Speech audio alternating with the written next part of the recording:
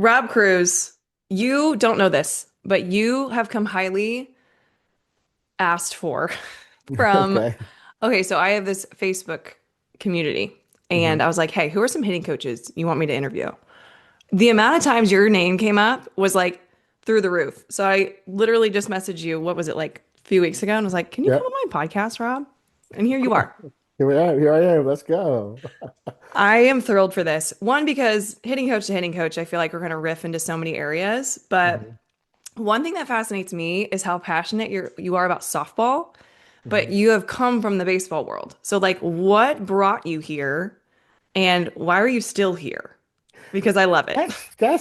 That's a really great question, and it's a long story, but I'm going to shorten it. Um, because you would assume, oh, he's male, he must have come from baseball, but not every male came from baseball. Okay, Some bought males in. just happen to have had daughters, so they started in softball, not really baseball. You know what I'm saying? Mm-hmm. But I did start in baseball. I'm just Mm-hmm. throwing that out there. I did start baseball as a player. I consider myself to be a baseball purist. I cry at Cooperstown. Oh Like yeah. I'm that well, stats are amazing to me. Like the eras and understanding like how baseball has evolved and changed from being like, you could be 175 pounds and be the best player, in the I'm MLB. thinking of Ichiro right now. Right, and then now Yes. it's like you got to strike out 200 times, otherwise, and you got to bat 260 to be in the All-Star game. It's different. Oh yeah. Good point. Like seven people hit 300 last year. Seven. What? Yeah, what's Like happening? anyway. Well, So hang I on. was, Can I throw in my 2 cents? yeah, please, Is yeah. it because baseball is like living and dying on the home run right now? I think so. Here's what I think. Okay. I don't think it's that. I don't think it's that. I think it's the pitching is just that good. Mm, It's just that much harder because now you have a sixth inning guy who throws 100 miles an hour, a seventh inning guy who comes in and throws 100 miles an hour, an eighth inning guy, a ninth inning guy. Where once upon a time, the starter went seven, sure. the closer went two. It's tough. You got a Okay. guy who might come in and just face one batter and empty the tank. Like it wasn't like that 10 years ago, 8 years ago. Yeah. I believe that pitching has the technology in pitching with spin rates and understanding how to people are developing specific types of pitches, and that do different things with spin rate and spin and it's hitting is so much more difficult. It's Can we become argue the same for all the technology that hitting now has? no because I think hitting is doing more. I believe that pitching is more of a repeatable thing and hitting is more of a not a repeatable thing. Sure. There's a lot more So there's complexities. a lot more variability with Right. regards to hitting, Hmm. speeds and locations and types of swings and types of hitters, righties, lefties. But in pitching, it's like I want to repeat that again. Right. Hitting is like I can't repeat that again because I don't even know what a pitch is going to be. And because and I think that's what separates what makes hitting so much unlike pitching. And with pitching, I feel like you can use pitching technology to develop pitchers a lot easier than you can use hitting technology to develop hitters. You can use hitting technology to analyze hitters, but then the development in hitting is subject to the creator. Like who's the artist? Mm. It's an art form so much more than it's a science. It is an art form. Mm. Okay, You I'm know, already and loving this. you know what I'm saying? And I don't believe that because science can give you like, okay, here's my philosophy scientifically. And yeah, you're right. But for this specific person, that's not their reality. So now that us as hitting coaches, it transcends. Well, should it be hips first? Yeah, but if it's hips first, if you want to go down that road, if it's hips first, if and the kids and the younger players and really think it's hips more or hips first, and the hips do turn, where does the chest go? They're gone. And then where does the bat go? Around. Yeah, yeah, yeah. And then what about the outside pitch? So you see why I believe it's more eyeballs. We can go into vision too. Like We I'm will. really I mean it is so eyeball driven, Hmm. It is. cognition driven. Hmm. And if we try to teach and develop eyeballs separately from cognition and mindset, separately from the movements and the sequencing and the abilities of a hitter and how they naturally want to move, it becomes impossible to develop an elite, a true elite hitter because there's elite and then there's like everything else. Hmm. That's a whole other world. You played in that world. You understand that world. Hmm. You've been in that world, so you know what I'm talking about. Yeah. You don't just say I play softball. No, I play elite level softball. That's way different. Not to knock anyone else, and you can still love the game just as much as I do, or even more than I do. But being at that level is something that you don't understand how hard it is. It is. It is. And I think what you do such a good job of is you make hitting look simple. And like that's what other feedback I've gotten from you too, because I've stalked you recently in the past week, but I like a lot of appreciate people it. are like, Rob does a good job of just like making anybody understand what the heck he's trying to, the point he's trying to get across. Which is why I thought you'd be such a fun guest Mhm. because to be able to coach like that and teach like that has taken practice. I mean, But yeah, I'm not, you've been and go doing back, it for a going while. back to your question of like how I got into softball. It'll Yeah. tell you why I got to the level that I've gotten at, and I realized that yeah, do I know how to use big words? Yes. Does anybody care? No. Not even the big leaguers care. No That's the one thing. cares. No one Yeah. cares that I can break down and I understand biology and I understand biomechanics. Who freaking cares? Well, I actually care, but I know what you're saying. Like, But I mean, but because it's totally about how effectively you can communicate exactly. more than what you actually know. Hmm. And if Yeah. you if and even in my certified stuff with my certified coaches, I'm like, guys, communicate that differently and you're a better coach. I Hmm. know you know. Anybody with a phone can know. You just look it up and now you know. But can you communicate it effectively?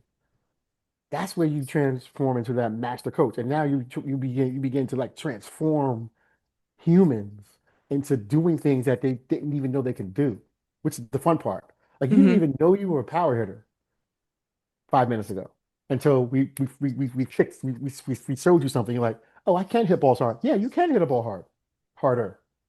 Hmm. So, Yeah. oh, yeah. What I enjoy about this is the fact that, I go back to the first time I started teaching hitting lessons for a living. It was like Mhm, 10 years ago. And I was such a bad coach. Like I would try to spit out 45 things. Like I want to give you everything in your first lesson. And then I would get those eyeballs and they'd be like, "Okay." Because at the end I'd be like, "So what did you pick up from today?" And they're like, "I don't know." yep. And now it's like we find one focus for the day and we hammer that focus. And like that has become, transformative for me, but also the athlete. Like now that they have an intention to focus on, it has changed the game for how the lesson goes and what they're able to take Mhm, aside from just meeting with me. mhm. Do you ever feel like you went through a phase similar to that? Like at the Absolutely. beginning? Absolutely. I think we all do. And that comes from passion. I just want to save you. Yeah. And all these things are jumping out at me that, oh, I just want to fix you. Can I Hmm. fix you, please? And then it's like, okay, well, let's come up with a couple of steps and what's going to be more foundational. And, Hmm. so for me, I like to start with the balance issues. Yeah. If we got some balance issues, let's try to figure out how we can get a hitter to be able to be more self-aware. So my new favorite word is introspective. Introspective. How can we get hitters to be more introspective and get them to ask themselves the right questions instead of always judging themselves? Right. Was that good? Mm. Was that good? When the question should be, hey, what did I just feel? Like, so those are the types of things that's where I'm at now. In my approach, right? And I think we all have places that we like to go, and because it's growth. It's growth for us, like you said. It's growth for us as coaches, um, as givers. Because in order to be a good coach, you have to be a giver. You got to understand that you're giving, and you need like we need to give. Givers need to give. Helpers need to help. Like we would, and I was just say this: we would do this for free, Oh yeah, we would. totally, We because would. we need to do it. There's the difference between us and the others. And I Yeah. got that from just watching your podcast. Like I know when I just by watching your stuff too. I looked at and said, how come I don't know? I knew everybody. Why didn't I know her? This is weird.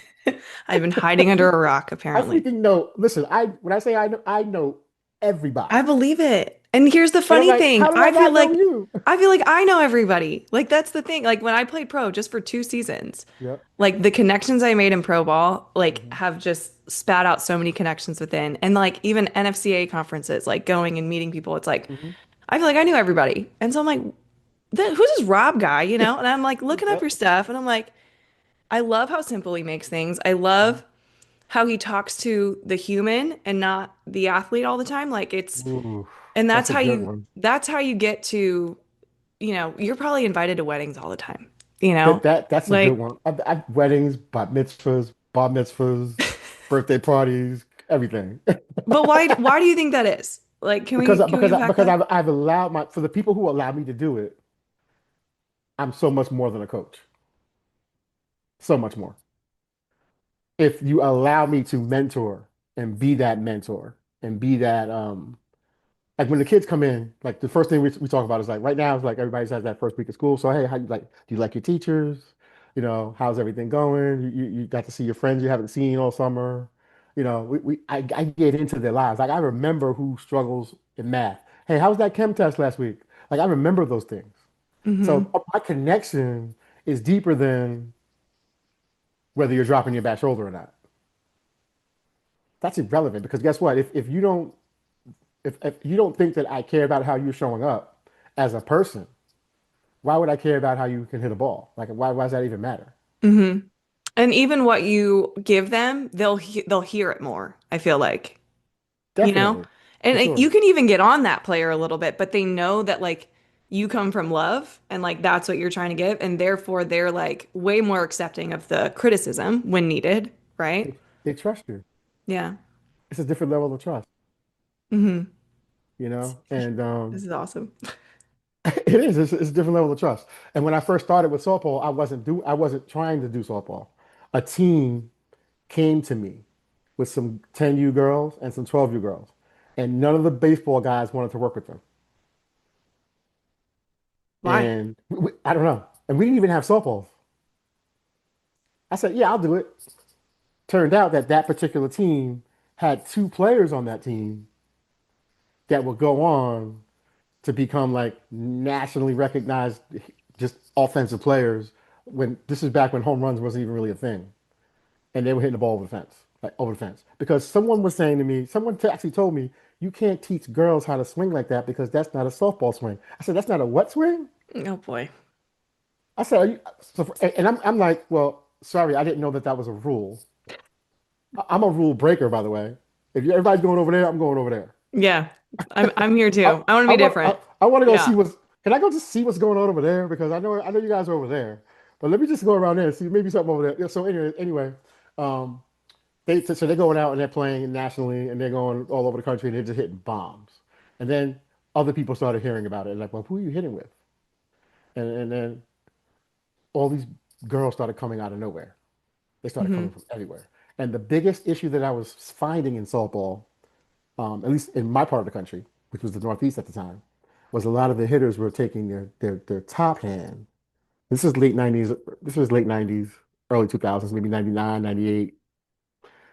Top hand here, roll it over, hit your bat hits yourself in the shoulder here. That's how I started out hitting Okay, now wait. on the right side. Yes, yes. So I said to myself, we can't do that. But Mm-mm. that was the softball swing that everybody was talking about because Right. in their mind they were like, but it's quick. I'm quick in the zone. I'm quick. I'm like, okay, And you're quick out. right. We're not going to do that. And people were pissed at me because you can't teach girls how to hit like boys. I'm like, it's not about gender. It's about how the bat should be swung. It has Hmm. nothing to do with boys and girls I and baseball know. and softball. So anyway, I'm not the kind of person that's going to try to convince anybody. I just did my thing. So what I did was I started teaching top hand release, top hand off, to avoid the top hand rolling so early. Hmm. And what I didn't realize, this was in the MySpace area, by the way. This is MySpace. That was the only social media. Okay. Some athletes are gonna be listening and be like, say what? What is that? It's They need fine. to go do some research. It was the MySpace era. And everybody that had top hand release, what I was doing unconsciously was I was branding the Rob Cruz swing. Mm. So every place where you saw girls doing this and top hand was getting off, oh, that's the Rob Cruz swing. That's the Rob Cruz swing. Umpires were like, "You hit with Rob Cruz." It was Wow. amazing. It was amazing. But I didn't obviously I didn't know that that was going to happen. That And wasn't the plan. It was just, people started yeah. flying in and driving 5 hours to hit and 10 hours and staying getting hotels. And then I became like the softball guy. And then my baseball lessons, because I was doing baseball pitching, I was doing baseball hitting, I was doing catching. I was a facility owner, and I learned biomechanics. We were like, this was back when if you taught biomechanics, you got laughed at back then Mm. because people were like, biomechanics, see ball, hit ball, get out of here with that stuff, crap. You know what I mean? So it was like Right. we were on the cutting edge, and we were doing things a little, that was we knew kind of that was coming, and we were just a little bit ahead. But we got ridiculed for like biomechanics. What? And You now it's can't what everybody wants to talk about. announce it. So you got to be willing to kind of be you and be curious and be willing to do it, not do what everybody else is doing, not be so cliche as you Hmm. know, and so also at the same time. So is that where you had to figure out how to teach biomechanics without making it feel technical? You know what I But mean? I Like mean, you know what hips, what okay, muscles are firing, but okay. like, So in my early learning, that's how I was taught how to teach. I was taught to teach very technical. hmm. And it was like I was I was taught how to teach. I was taught how to communicate, how to slow down, how to range my tone, how to get closer to talk, how to talk from far away, how to condense bigger sentences into small cues. I don't think a lot of people were actually taught how to teach, but I was taught how to teach by a guy who happened to be a DA, a district attorney from the Bronx, who was an excellent communicator as a lawyer, as an orator, um, and it helped me to be able to become better at communicating um, effectively. And then I would try to find ways to say it better. How can I say that better? How can I say that differently so that it's easier to understand and better? So I always go back every night when I get home to this day, every night I get home, I play back the recordings of my lessons. And you probably And listen to every podcast episode you put out too. sometimes I go back and listen to some of the old Yeah. ones, Hmm. but I play back what I'm saying to my players. And it may be just on in the background. I'm walking around doing something, Hmm. but I play it back because I got to hear myself. Oh, I can say that. I can say that differently. I can say that better. I love it. That's something that the communication aspect of it is huge. Yeah. Well, can we just Huge. add to the fact that Mhm. you are still growing yourself? Like to me, now that I'm a mom, it's kind of interesting how this all happens. I think like the reason why I looked up to my dad at 10 Mhm. and like when he was doing things and like working on mastering his own craft and whatever he was doing and then took my game and we Mhm. tried to do the same thing with my game. It's like the amount of respect I have for my dad because he like is always working himself. That was Mhm. inspiring to me. Mhm. And now you are doing the same. Like, if I want to be coached by someone, I want to be coached by someone who's still working on themselves. And they're not like, I know it all. They're like, they keep learning, they keep figuring out how to just be a little bit better. And that's why everybody on my Facebook is telling me to talk to you. So I want to say this too. I love what you just said, and I agree. Um, I can't be outworked. The amount of studying that I do, Mhm. other sports. How are people in Japan teaching? Mm. Okay, I got an episode. Why are they gold medalists? Okay, I have a Why? whole episode with Natasha Watley on this. Ooh, I gotta go back and hear Oh, that. I will send it to you right after this. I gotta go back and hear that. Like the reason why they're so good, she explains it. And we'll probably go, I'll have to get her back on and talk more about it. Oh, I But got me it. Oh my too. gosh. Like it's so interesting. I want to learn from the best. And if It is interesting. Japan keeps beating us, I need to look at Japan. I love There it. you go. I knew you were a perfect guest. It's embedded in their culture though. It's Yes, yes and a lot no. of it, a lot of it. Okay. I would think that, and the only reason why I say that is because one of my mentors, his name is Ken Ito, Japanese. He played Japanese professional baseball.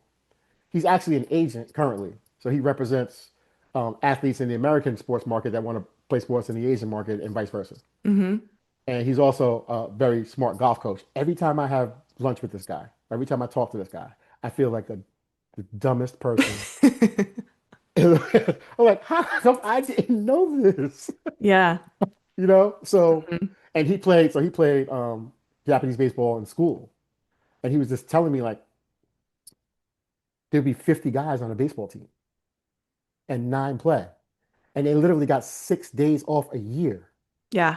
You could never do that here. It's a full-time job for them. Like it's a different, and I would, that's why I said it's cultural because we we could never do that. We would never want to do that. I want Mm. 12 kids on a team. My kid better get 5 innings. My kid better, It's so different. it's a little bit different. Hmm. Um, but yeah, I'm interested in hearing what Natasha, because I know she spent a lot of time over there. Hmm. So it is a lot of cultural, like the amount of respect they have for the game is the reason why. So again, that's a cultural piece. Hmm. They Hmm. also, I mean, you think about they have like Team Toyota, like it's like a line item for this massive company to pay for this professional league and they get paid. You know what I mean? Like that's why USA players are going over there is because they are getting paid big time salaries that they're worth, right? And we're getting there. I think we're getting closer, sort of. But Hmm. like they invest in it because they know It like also they want to speaks be the best. it also speaks to the level of respect you would have for women Mm, by giving them that opportunity. right.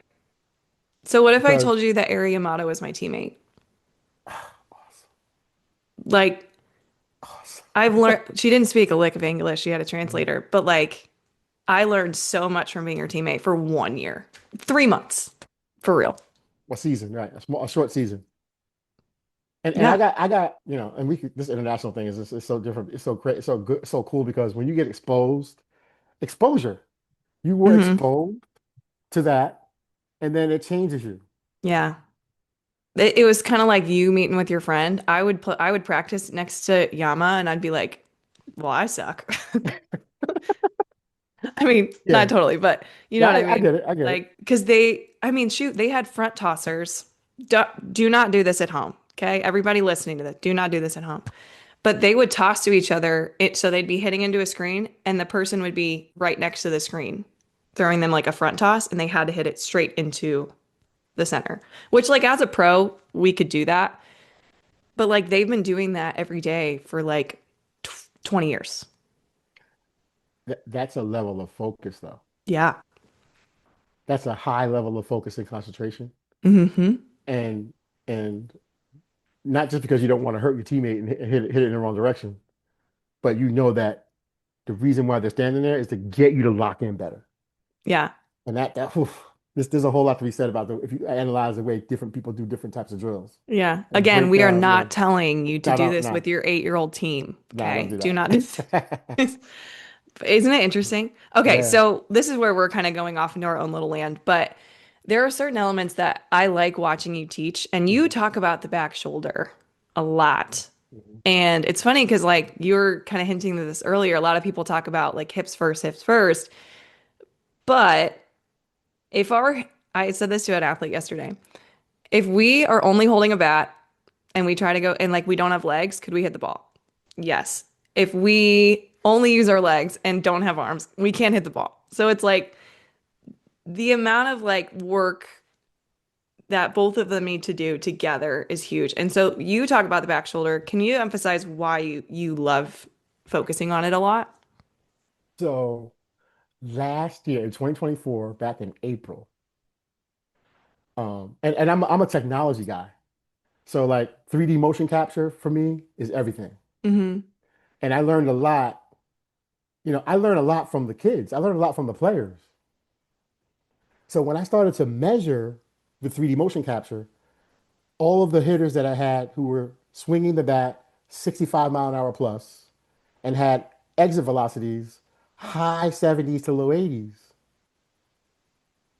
Those two athletes, faster bat speed, higher acceleration rates, and higher exit velos, those athletes had a few things in common.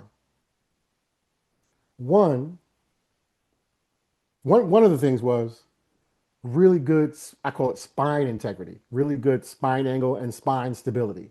Mm, And spine stability means like they're not moving the spine after heel gets down, after the front foot gets planted. That spine is remaining stable. It's not moving, and that head is not moving. mm, That was one of the common denominators, right? So I said, okay, that's one. I got a common denominator, spine angle. Okay. Common denominator number two, head. Zero head movement. hmm. Zero. I'm talking like, so, okay, that's two. Yeah. Three was the average degrees of the hip turn or the pelvis turn. And if you start here and your belly button gets to the pitcher, that's 90 degrees. Hmm. So what do you think the average Major League Baseball players, um, how many degrees their pelvis turns? 30 something degrees. It's like 34 or 5 degrees. I was thinking like 40s. Okay. Yes, yeah. It's around 40 for different people, but Yeah. it's average about 30, 35. Interesting.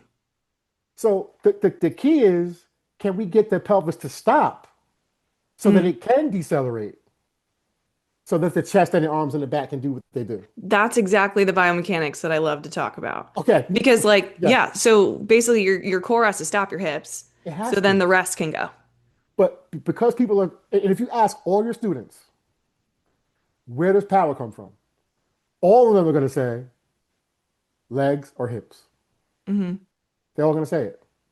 What I'm trying to get my hitters to understand is I don't want to put the emphasis on that because Yeah. the bat is not connected to the hips.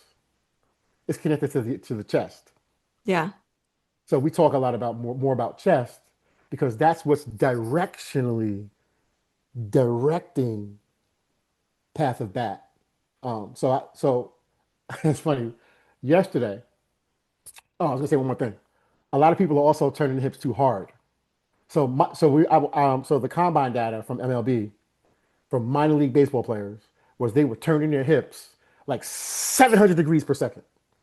700 degrees. 700 degrees per second. They're turning too hard. MLB players were turning their pelvis 400 to 500 degrees per second. But this part was faster. Hips weren't as fast and hips weren't as like energy consuming. Because you got to Hmm. look at it like this. You got to ask yourself this question. As someone who observes movement, where's the energy coming from? Ground. Well, in any movement, whatever, right? Oh. Whatever. Ground, where's it coming from? And then where's it going? Mm. So we go. So the three directions that I have come up with. Yeah, actually, this is actually like Monday. I said it out loud for the first time. I'm like, I never said that before. I just stopped the class. I gotta write that down. So there's like this. Now I'm gonna start calling it the three movements. The Okay. three no three the three directions for movement. So first, my front shoulder, which is a part of my chest, is transferring energy into the back side. Okay. The right. So So negative move. that's the first one. And Yep. I'll call it. I like to use the term counter rotation. People call it negative move. People call it gather, coil, Yep. load, stretch. Like there's different things that people call it. I call it counter or counter rotation a lot. That's my word. And then back shoulder needs to go forward and underneath because a lot of kids are going this way with it. They're going Hmm. down with the They're back shoulder, dipping. Yep. straight down. And Hmm. now your bat is not gaining any ground on the pitched ball. Right. You're not going in that direction anymore. Hmm. Because you're going to end up, they're going to end up coming up and compensating and trying to create space the wrong way and all those things, right? It's just going to become like you never really recover from that. When the velo gets real, you don't Hmm. recover from that. No. So the third one. So I call this move back shoulder forward and underneath. I call that move um pre-contact direction. Okay. And then after I hit it, I call that move post-contact direction because so many kids are going contact and then they're finishing in their favorite space because their hips took them there bang, that way. Pull side. Yep. Into the dugout behind them. They're Exactly. flying into the dugout behind them. And Hmm. so I have this term because I hate the word extension. It's my favorite. But you know why? No, no. Here's why I hate it. Yeah. Okay. You know it's necessary, but if you ask five people what is extension, you're going to get five different answers. That's so true. I agree with that. That's why I don't like the word. Yep. So what I started to say in my second book, the second book I wrote is called Swag 101. Okay. And I talk about this word. It's called directional extension. I like that word better. Okay. Because I get it. Directional extension Yeah. So like because where it's are the powers headed? post contact. Yes. Because direct extension should start just before I hit it, and extension should be after I hit it. Right. Because you You want your have to find it. fastest barrel to be at contact. So in order to do that, that whip has to happen then, like Yeah, with and the barrel your fastest barrel should be right before contact. and If during. you like, looked at it on a swing tracker app, right? You can Yeah. look at the acceleration rates and how they gets higher. Hmm. It should be if you have connectivity, if you're connected Hmm. long enough. So we do a lot of short bat work for that, Yeah. so that we can get kids to avoid the push. Let's avoid the push. Getting kids to avoid pushing with the hands So is hard. the hardest thing to So teach. hard. It It's is. so hard, and it's the hardest thing to learn. Right. Right. It's so hard. Oh God. Okay, so I just Yes. heard this. You were speaking at, I don't even know where you were speaking, but I saw this when you were saying it. But Mhm. I think that kind of goes along with the people who are confident are like swing fast and the ones who aren't swing slow. But like the reason why I'm bringing this up is because a lot of times if you see a kid gripping too tight, Mhm. tension in the shoulders, like Mhm. that's when I find the most pushing and Hmm. like the least amount of just like fluidity, That's if that makes interesting. sense. That's interesting. So I don't know if And I'm you know, like mixing the no, no, no, two no, no, mind no. and body, but I think so. I think there's a psychology of speed, which is what I yep. was talking about in the video. Yep. That would be the psychology of speed. Hmm. And you're speaking of a physical issue with regards to being slow. Yeah. That's a physical issue if I'm over ripping it. But Right. then the psychology of speed is like, how much of a BA do I think I am in the box? Sure. Like you have to have that. And Right. it's hard to get females because of what the world has told them about themselves growing up to think and be a boss. And sometimes I find myself like, okay, I need to empower you to understand that just because you come in a small package doesn't mean you can't hit a ball 220. Mm. Because nobody has ever told you that you could be and should be. That is so big. Because okay, so I got into high school, I was 5'1". I'm currently Mhm. 5'10" and a half. Mhm. Okay. Oh, wow. The amount of people that, early on, they're like, oh, you're small, like you don't have to hit it far. I told my dad this and they're I like, think that. you you don't do not listen to those people. Like, Yep. and then in Thank high God for him. school, I'm like this skinny, scrawny kid, but like I'm hitting it over the fence and people are like, how are you doing that? And it's like, because I'm using what I have. But it started somewhere first. Right. Your Yes, dad would I not let know. you, he would not let you believe that what was the rhetoric. This is why my dad's been on the podcast twice now. That is awesome. Um, but yeah, so like I'm Mhm. so glad you're bringing this up because the amount of times I even hear parents, they walk in, they're like, well, she's not meant to hit it over. Yep. And that's all she wants to do is hit it over. It's 200 And I'm feet. like, now that's all she's going to think about. It's like, I can't hit it over because I'm just not meant to. I'm just not meant to. I said, you wish it was your swing because then you'd have something to blame it on other than you. Yeah. And it's not your swing, it's you. It's your own thoughts. But you wish it was your swing.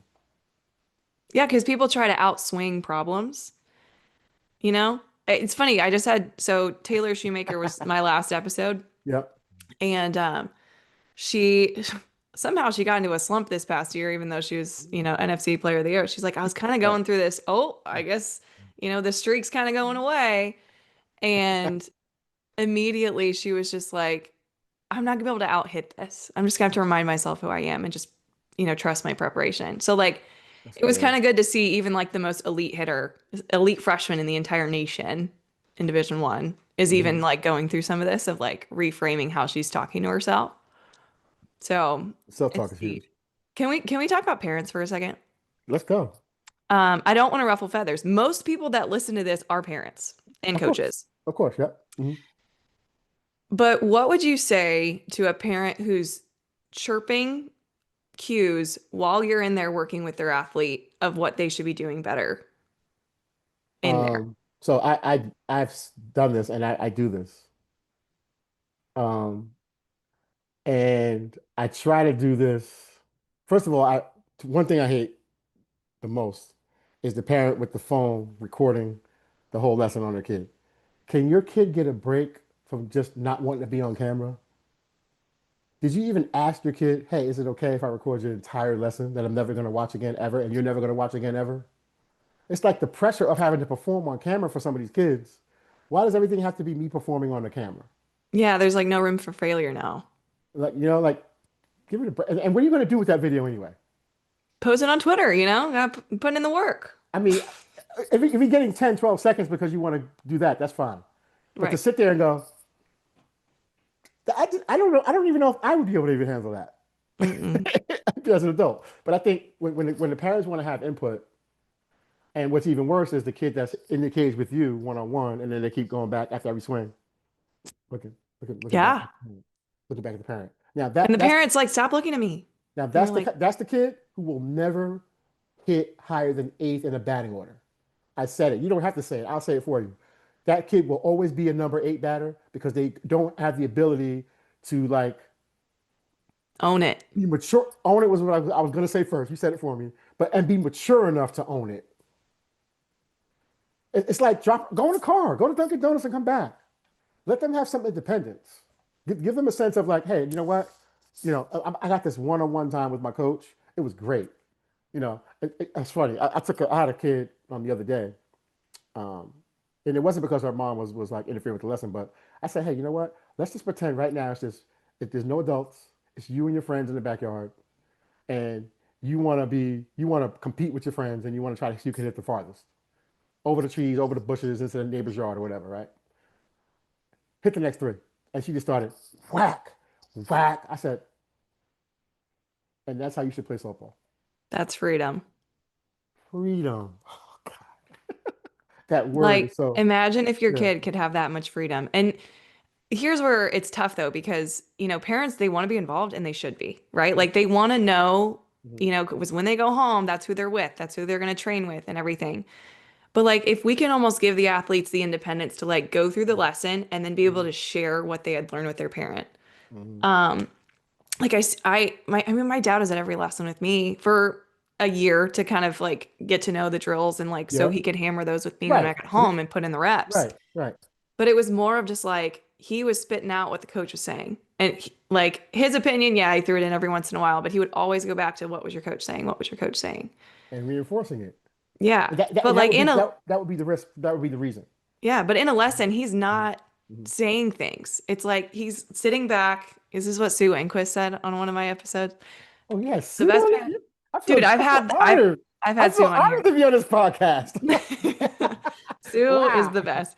But she's like, if you're a parent, just sit back and watch a movie. That's what she says a lot. Mm. Just sit back and watch a movie. Get back and You'll, watch the it's movie. like, it's hard to do because they're going to fail out there. And like the thing that we do as coaches is we try to give them an environment where it's like a chemistry lab. Like, let's make mistakes, you know? You know what? Um, I made a quantum leap this year as a coach, Mm, and the reason why I believe that I made this leap, um, I went to more tournaments,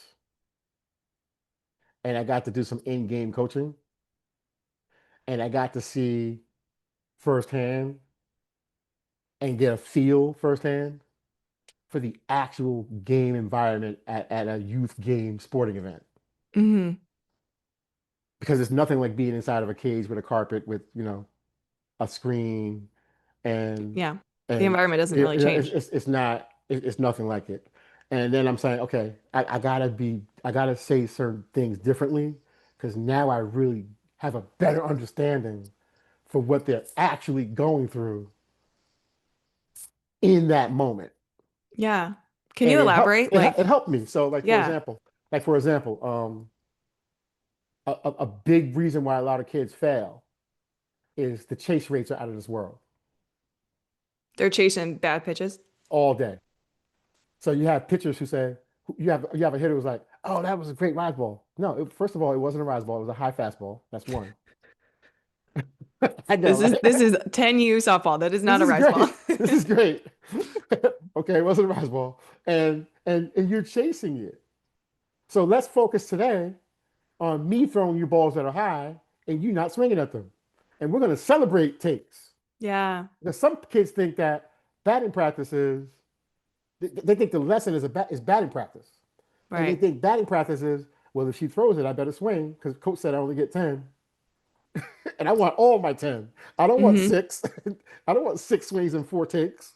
But Right. but if we celebrate takes and we make having a good take a thing, yeah, good take. That is a Yeah. different, now we're rewarding the take. The dopamine's like, oh, my teammates love that. Now that's a thing. And then Hmm. all my teammates do it. And then I always do it. Oh, you're Right. so disciplined. You have a great eye. You swing at good pitches. You have good pitch selection. You have great decision making. Those mental, emotional things Yeah. that as cage coaches, like um, just understanding that that's what happens in a lot of games. So then they come home and they say, "Oh, I struck out 3 times, or four if you count the one where the umpire called the ball." And they're like, "Okay, okay, you struck out 3 times, Yeah. but how'd But you like get you have to how train that. but Hmm. how'd you get to strike three? Look, the first two, you probably took one down the middle. That's strike one. Because I heard about you. You always take the first strike. I heard about you, right? And then you chased one. You chased, or you chased two. So you put yourself in that position to have 2 strikes. So say coming home from your lesson saying, "Oh, I struck out 3 times," doesn't really tell me the whole story because there's no context there. Right. So I think we get more context of what they're going through if we're asking the right questions as a coach. Right. We need to stop creating results-based players. I feel like because that's Yeah. all they care about. Mhm. Even though, let's say one of those balls is like a hard line drive right to the second baseman, they think it was like a fail. And I'm like, are you kidding me? Like you did exactly what we have worked on, Right. You hit it like, hard. but then their next at bat's affected because now they're like carrying that with them. Like, oh, now I have to like, try to be more perfect when in reality, that was exactly what you should do and how you should approach your next at bat too. Like the odds of So, you hitting it to the same spot so twice you is you would like appreciate this. You would zero. appreciate this. What I'm going to tell you now. You would appreciate this, and I want the parents to appreciate this, and I want the coaches and if there's any players out there listening, to also, I want you guys to appreciate this. I taught my kids how to evaluate a game and after a game, and they have to ask themselves the right questions. And the first question they should ask themselves is, did I get did I get some good pitches to hit? And if I didn't get good pitches to hit, then that means I should have walked. If I did get good pitches to hit, the second question is, did I hit it hard? Because that takes care of like 0 for 2 and 0 for 3. Hmm. Don't tell me you went 4 for 4. What does that mean? You had 3 dink hits? I don't care that if you went 4 for 4. I want to know if you hit the ball hard or not. Because if you hit the ball hard, let's go. We're doing it. And it's how do I analyze my game? I hit the ball hard, just right at people. Great. Or I went 4 for 4 and I didn't hit the ball hard. The stats don't tell me, like to your point, the stats don't tell me whether or not you had a quality at bat Right. and you had, good barrels, you caught some barrels that day, whatever it is, whatever terminology you got going with your kids. But we know we come in, hey, how was the weekend, guys? How'd you do? I hit the ball hard. Did you hit the ball hard? Not really. Not, why? Why did you hit the ball hard? Well, feel like I was missing underneath, or I feel like I was a little early, or I feel like I was a little late. Now we know why we didn't hit the ball hard. So that's what we work on today. Today we're working on being more on time, understanding contact space. And if you pop one up, the next swing, I expect you to get on top of that pitch. And I need you to make that adjustment here without me telling you. Because if you pop up 3 in a row, that means you didn't make the adjustment of getting on top. And because if That's you're where I not, give a kid a burpee. bingo. Then you make the same mistake That's three great, times. right? Because you didn't make the mental adjustment. Because who's going to remind you in the game? So Right. now we're doing something different in the hitting lesson. We're Hmm. incorporating mental skills. We're incorporating the mental game. Because it's the players who are really good, they make adjustments early They make adjustments immediately. They're aware. They have introspectivity. They're introspective. And I think that's kind of where I've been going more or less. I want these kids to be so much more intuitive about their own bodies and their own approach, Hmm. um, and learn to do that. Yeah. And I don't even put an age on it. I mean, you could be 11 and understand that. It's not even about, oh, they're still young. Yeah, but they have a brain. They can think. Can we play a game real quick? This is Uh-oh. totally on the spot. No, no, no. This will Uh-oh. be easy for you. This Go will be ahead. easy. Go ahead. So I'm going to give you a result that a player had and how she should go about her next at bat based on the result she had. Like, so let's say like Next at in the bat or next cage. pitch? Oh, in cage? Yeah. So let's say result like in a game was like pop up. So it's a righty batter, pop up to left. And it was like she got way under it. What cue are you going to have her try to think about her next at bat or in the cage if that's the next pitch? Or the So, next pitch. Okay, okay. yeah.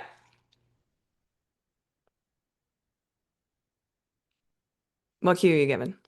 For what? Pop up to left. So Oh, that was my, I'll just give okay, you that okay. first one. Pop up, Yeah. pop So to pop left. up to left, really got under it. There's no way that's Real not simple. getting caught. Get on top of something. Good. I like it. Let's say she's fouling off pitches like it's her day job. Everything's going to her pull side Hmm. insanely. Hmm. What are you going to cue? Get 1 inch off the plate and go to right center. 1 inch off the plate, go to She's right. probably too close to the plate. Yeah. Okay. That's probably So a usually what righty happens. batter, go to right center. What I'm doing for you, what I'm doing is if I'm in a game at third base, Hmm. this is how I'm cueing them. If I'm going to say anything, I'm giving them small cues based on what I'm looking for in terms of in-game adjustments. This is I love this stuff because mechanically the hitter's gonna fix it without thinking Right. mechanics. I'm not giving them mechanics. Right. No way. Exactly. And I think that's what most people forget about when it comes to games. A lot of people are like, yeah, my player can't do, what they do in the cage in a game. This is why. Because she's thinking, what am I supposed to do with my hands instead of if I'm trying to drive it to right, if I'm trying to get on top of the ball, my attack angle is now line drive instead of loop-de-loop skyrocket. I didn't give you mechanical cues. Right. Or I didn't give you an internal focus. I gave you an external focus. Yeah. And now And, you're and executing it. bingo. Your body will self-organize to the external focus every Do you time. ever find that your athletes will like meet themselves in the middle? Like, hey, you're popping up like crazy. Let's hit something hard on the ground. And then boom, it's a line drive. It's like right between. A lot of kids want it to be a mechanical answer from you Correct. because that's how they were trained. Hmm. But if you don't train them that way, they won't be that way. Right. I try to encourage my players to be more externally focused because if you get because if you get a player who can take it off the body, that's the other thing that slows kids down too, is when they try to think their way through the movement process, Hmm. right? But if I'm thinking external, okay, next pitch, I'm looking for, or here's one, I'm looking for something. Okay, we got a pitcher in the game, and this is game. I'm a game coach. I'm third base box.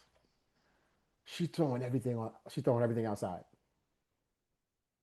I want you guys to get a little closer to home plate. She's very comfortable throwing the ball away.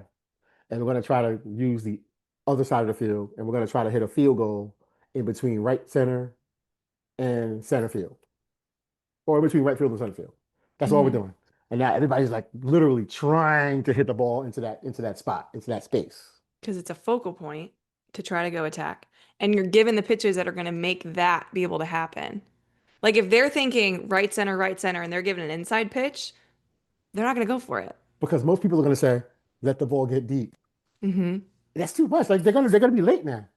Right. Let them figure out Goalposts. where it's going to happen. Yeah. They'll figure it out.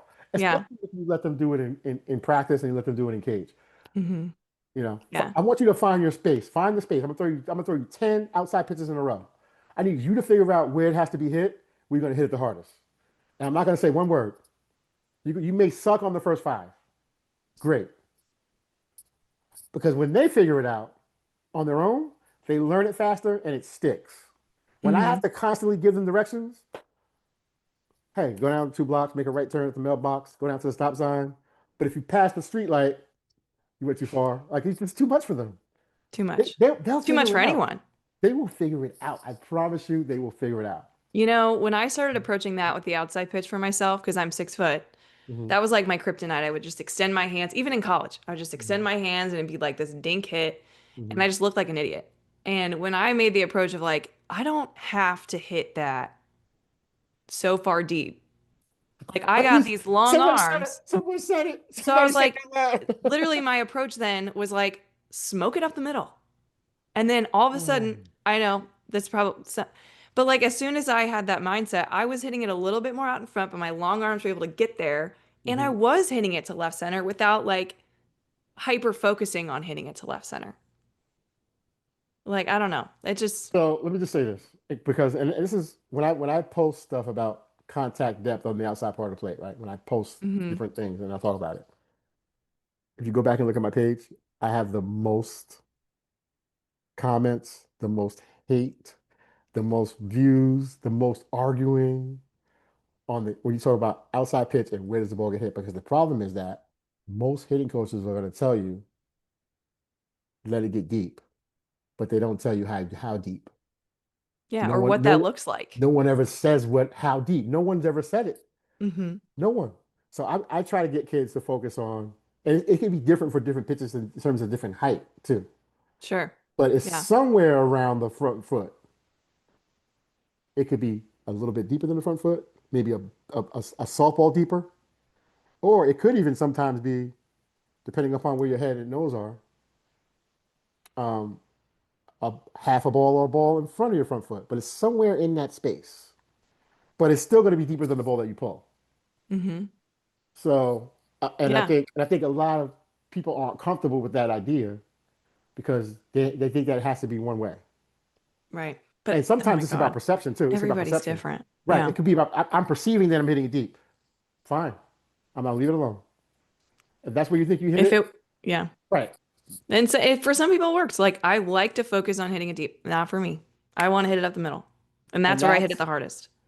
of course you do. Can I actually have a Yes. game scenario I'm thinking of? Go, So go, we're go. playing Michigan. Hmm. They're ranked number 4 in the nation. We're Yep. Purdue. We're like halfway through the Big Ten. We're not supposed to beat them. Hmm. And I remember I hit this triple and I can't remember who was pitching. I wish I knew. But this was like Sierra Romero time. That Okay. era, I do that. Yeah, yeah, yeah. And so we were playing at our home field, Yep. which doesn't even exist anymore. It's plowed over. Now there's a brand new stadium that's Hmm. $13 million. Pretty Woo, legit. woo. But this is when we had porta potties, okay? At our first field. Anyway, I remember like pressing game. Like it was Mhm. just back and forth and we were in it. And this pitcher loved to throw outside to me because my freshman year, I couldn't hit the outside. So they're trying to hammer me outside. And I'm like, you know what, Ash? She gives me that. I'm just going to smoke it up the middle. I'm going to like prove a point, hit it right at her face. Jacked it to left center, got a triple on it. And that was the game we won. So I'm just like sitting here, I'm just like, dude, that simple mentality of just like drive it up the middle, even though it's Mhm. unconventional, Mhm. it literally worked with me in game, in that pressure situation, Mhm. because I was just focused on doing that with the pitch. And everybody's going to have a different perspective on what they need. I want to ask you a question. Oh God, welcome. Okay. Um, your changeup approach. Mm. You got a pitcher who throws a lot of changeups. You're expecting that you're going to get a lot of changeups. Do you sit hard and adjust soft, or do you sit soft and adjust hard? And if it's different, what situation would it be different if it's I've different? never tried to sit on a changeup. Mhm. I trained my eyes to know that it was coming when she released it. So like when I saw it coming, I was able to keep my hands back and still barrel it up.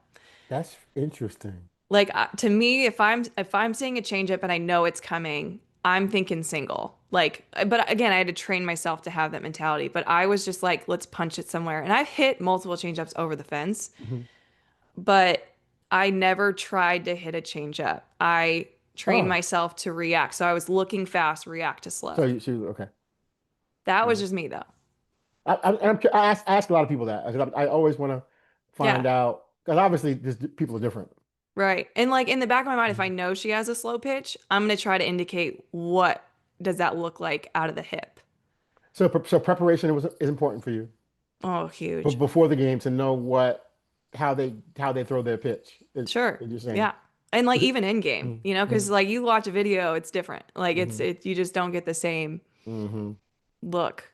but yeah, so I'm trying to find like what's different about her. I Hmm. was Taylor Shoemaker just said that she's like a dumb hitter. I kind of was the same, but like because I don't want to know too much. I Hmm. want to be able to feel my way through an at bat, feel my way through adjustments. And like if I look like an idiot on a changeup, This is, can I say something? That was gold, what you just said. what? Oh my God. I don't want to know too much. I want to feel my way through it. And I think sometimes, especially like the kids that I'm working with that are like, oh, I'm going to Princeton. Oh, I'm going to Tufts. Like, you guys are overthinking this thing. And I Mhm. do want you to be smart, but I don't want you to overthink it. And how do you balance that? And have you ever felt yourself, I'm thinking too much here. Let me bring it back to simplicity. And then what do you do? If I'm I'm sorry, I don't overthinking, mean to interview you on your own I podcast, was but gonna say, I guess I should just be a guest on your podcast. No, I'm kidding. If I find myself overthinking, okay, so Mhm, I had a place where I always went. Okay, like when I knew things were going crazy. mhm, I have also read the books. I think I have them. Um, there's a lot of really good books. But I mhm. do remember reading. I think it was oh God, oh my gosh, what's like the biggest one with um mental? No, not the mental game of baseball. Where is it? This is really embarrassing. I'm gonna have to edit this part. You good? Yeah, yeah. Pop that in screen Um, and post. I'm trying to remember it because people always ask like, what are some good books to read? Hmm. Um, I'm gonna have to look it up afterwards and then Okay. say it. Mhm. Heads Up Baseball. Heads Up Baseball. Like the book, Yeah, right? that is the book. Okay. Heads Up Baseball. I remember, Kevin Visa and yes, Ken Tom. Reed. Yep. Yep. That one. Tom Hansen. So Yep. he talked a lot about like focal points and like Hmm. what's gonna be your spot that you're gonna focus on. And like for me, I would like go venture off, I'd find a flag or something and just stare at it for a second and visualize myself like punching it right back to the pitcher as hard as I possibly could. So like if I was overthinking, I Hmm. would look at the pitcher and be like, I'm gonna hit you. And like that was my way of like going back to just hit her, And like Hmm. in order to hit her, I'm gonna have to go for pitches that I can hit her with. So, I've okay, this sounds bad. I've only hit like a few pitchers, like in real life. I've never drastically injured anyone, and the odds of you hitting the pitcher is very small. But like that was my center focus because when I can, one, I need to make sure I drive it up the middle. Hmm. Second, I don't want to try to lift it. I'm trying to hit her with it. So like that Right. shortens Right. my Yep. trajectory and like with my bat path, which I never mentioned this, but I do let go of my top hand too. Like I almost do like a dab. Hmm. Sometimes I find myself kind of dipping a little. So if I'm Hmm. trying to hit her, my angle of attack is much steeper. So sorry, I'm getting into all No, these. no, no, no, because this is good because because it leads Yeah. me to another question, if you don't mind. Yeah. This is what I would call an approach. Hmm. And how long did it take you to realize that this approach is the approach that worked for me? And this is going to be my approach or one of my approaches. Because right now I'm working with a lot of players and I'm trying to get them to understand how to develop an approach, especially if you're a 10th grader who's college bound. Hmm. We're getting you ready for freshman year college. You got to win a position, you got to win a spot. That's what we're getting you ready for in 10th Yeah. grade. And in order for you to be able to do that, you have to have an approach Yeah. that's yours Right. And my personally. approach is different throughout my career because I was like a triple threat for most of my career Hmm. before I was just simply a hitter my Hmm. last 2 years. Hmm. So when I was a slapper, my approach was make the defense look stupid. Okay. That Right. was my Yep. approach. So I'd Yep. like find the weakest link and try to, exploit them. Then my approach when I was solely a hitter and bunter, because, when you hit a bomb, my favorite thing to do is go drop a bunt as soon as Oof. if you're gonna give me that, I was fast. Oof. So like I want to That take hurts. I want first. That Um, hurts. I like to steal bases too. So like again, I knew Yeah. myself though. I Yeah. think Yeah. that's the key to your approach is like knowing what, Self-awareness. yeah, like Yeah. what knowing your swing, knowing what it needs. So Hmm. for me, hitting a line drive right at the pitcher was like what I needed to get back to, I, getting rid of my bad tendencies and focusing on the ones that work. yo, this conversation is fire. I know. Okay, we do need to end it though This because is you crazy. need your nap before your practice later, Yeah, but I gotta take a nap. Yeah. you gotta take a nap. I need a nap. But no, this was so good. And obviously you're coming back on. Can we just Yeah, of I course. mean, there are so Whatever. many things that I Yeah. thought we'd talk about from a mechanic standpoint. Hmm. But I think even before you can get into the mechanical side, you have to know who you are as a hitter and the identity piece. Hmm. Um, and I just love learning about like how you teach as well. So this was fire. This is But good. just last thing I want to make sure we hit on is like if Hmm. people aren't following you, which they probably are, but like Hmm. where can we keep looking at Rob Cruz and what he's up to with Complete Game? I mean, I try to Where do make you want us myself, to go? I try to make myself visible. I mean, I pretty much post the same content on all the major channels. So that would be TikTok, Facebook, Instagram, Mhm. YouTube. Um, but on YouTube, you could find things on there that's longer form content where that are more seminar, 30 minutes, 45 minutes, 40 minutes here. And then I also have a podcast called Transcending Sport, and you can find me on anywhere you stream. I'll tell you right now, I don't have a regularly scheduled podcast where like every Thursday at 7:30 in the Right. morning is going to find it. But when I can find the time and it's time to talk to someone, I try to find the right people to have these conversations with. Now I think I'm gonna have to, if you have some time, you might be one of my go-to. Oh, I got time. We gotta talk. Can you come on my podcast? I got something I want to talk about. I want to hear your Yes. thoughts on it. Let's Yes. chat, and then We'll do it. I can introduce you to my audience. Yeah, My transcending audience, sport. my audience is going to love you. I promise.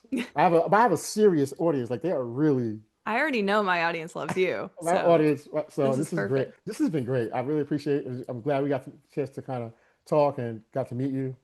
Me And too.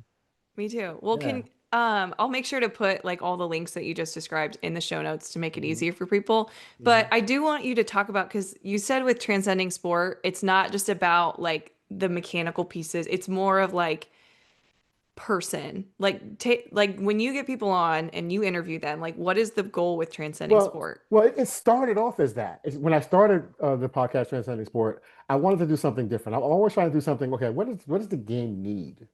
What do people what do we want and what do they need?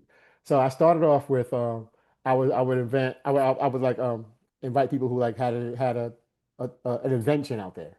Mm, A guy who was the owner of a bat factory. You know, tell me about you. How'd you get into it? Like, there's so many interesting people in the world that never get to tell their story. Because what makes people interesting is their stories. The stories are like that's the interesting piece that we don't get to see and get to talk about.